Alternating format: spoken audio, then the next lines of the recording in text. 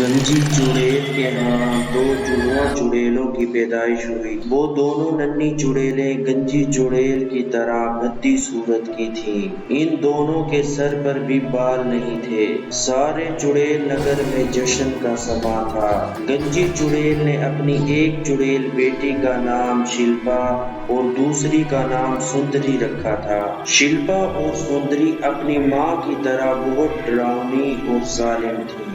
اب ان کی عمر لگ بھگ 10 برس کے قریب ہو چکی تھی۔ دولت پور گاؤں جو بہت خوشحال اور صاف ستھرا گاؤں تھا، وہاں ہر سال بیساکھی کا میلہ لگتا تھا۔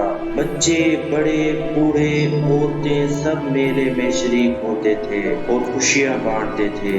رامو کاکا، اس کی بیوی رنجو اور ان کا اکلوتا بیٹا راجو جس کی عمر 9 برس کے قریب تھی، گاؤں میں میلہ لگنے کی وجہ سے بہت خوش تھے۔ چڑیل نگر میں بھی یہ بات پھیل چکی تھی کہ گاؤں میں میلے کی تیاریاں ہو رہی ہیں۔ شلپا اور سندری کو بھی میلے میں جانے کی خواہش پیدا ہوئی۔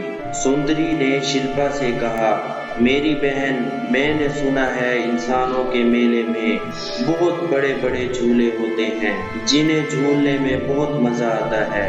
شلپا بولی، میرا بھی بہت دل کرتا ہے کہ میں جھولے جھولوں اور انسانوں کے میلے میں جاؤں، پر ہماری ماں ہمیں نہیں جانے دے گی۔ سندری بولی، ہم ماں سے چھپ کر وہاں چلے جاتے ہیں، شام کو واپس لوٹ آئیں گے۔ شلپا اور سندری نے اپنا روپ تبدیل کر کے انسانی روپ دھار لیا اور ڈھولک پور گاؤں کی طرف روانہ ہو گئیں۔ وہاں پہنچی تو وہاں کا منظر دیکھ کر وہ بہت خوش ہوئی۔ انہوں نے میلے کی سیر کی۔ رامو کاکا کا بیٹا راجو بھی میلہ دیکھ کر اپنا دل بہلا رہا تھا۔ راجو اور شلپا چڑیل میلے میں آپس میں ٹکرا گئے۔ راجو بھی تھا تو بہت شرارتی، دیکھ کر نہیں چل سکتی کالوں سی۔ راجو نے شلپا کو کہا۔ شلپا بولی، خود کو دیکھا ہے بڈھو سے، پھر کیا ہونا تھا؟ وہ آپس میں ایک دوسرے سے لڑنے لگ گئے۔ سندری نے شلپا کو چھڑایا اور وہ پھر چڑیل نگر واپس آ گئی۔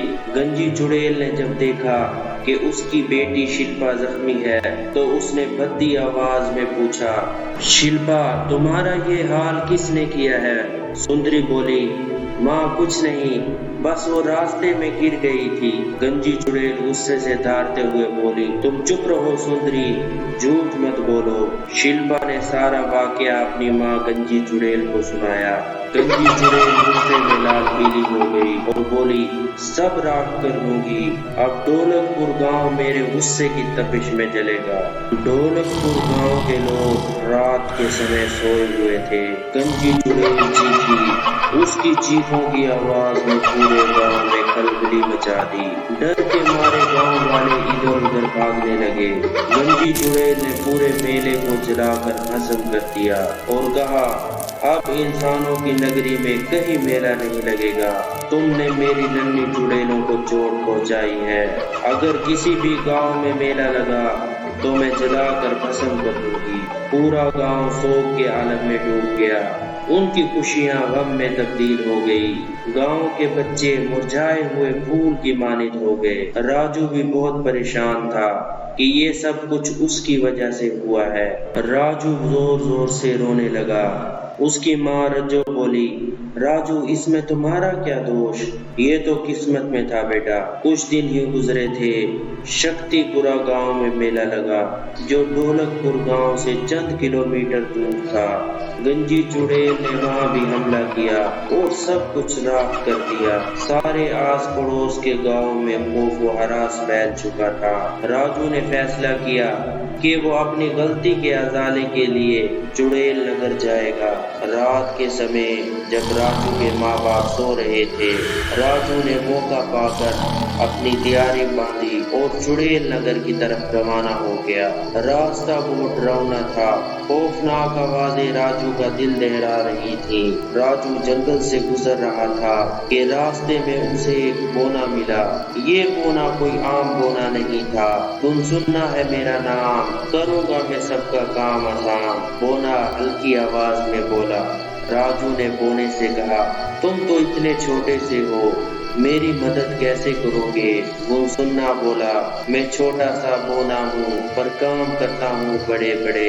मैं छोटा सा बोना हूँ पर काम करता हूँ बड़े बड़े। अपनी समस्या बताओ। राजू ने सारा वाकया गुमसुन्ना बोने को सुनाया।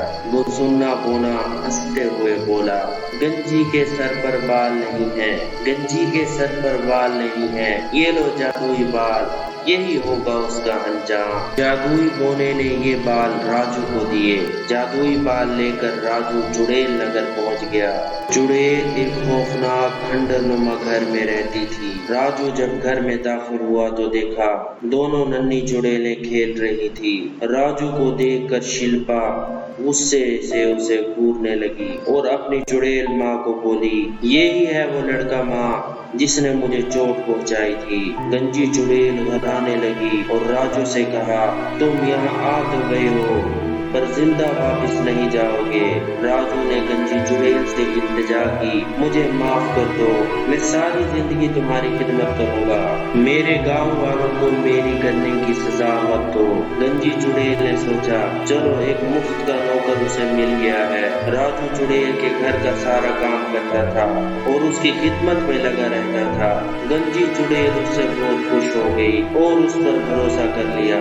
एक दिन राजू ने चापलूसी करते हुए गंजी चुड़ैल से कहा कि मेरी मलका, वैसे तो आप बहुत खूबसूरत हैं, लेकिन बालों की कमी है। ये ले बाल, ये मैं आपके लिए लाया हूँ। गंजी चुड़ैल ने वो बाल सर पर लगाए तो वो एक गुड़िया के अंदर तब्दील हो गई। उसकी दोनों नन्ही चुड़ैलें भी गुड़िया बन चुकी थी। राजू अपने घर वापस लौट आया। ढोलकपुर गांव फिर से खुशहाल हो गया। वहाँ के लोगों ने फिर से मेला लगाया और खुशी खुशी अपनी जिंदगी गुजारने लगे। तो फ्रेंड्स, कैसी लगी हमारी आज की स्टोरी? अगर आपको हमारी आज की स्टोरी अच्छी लगी हो तो हमारे चैनल को लाइक, सब्सक्राइब और शेयर करना मत भूलिए। शुक्रिया।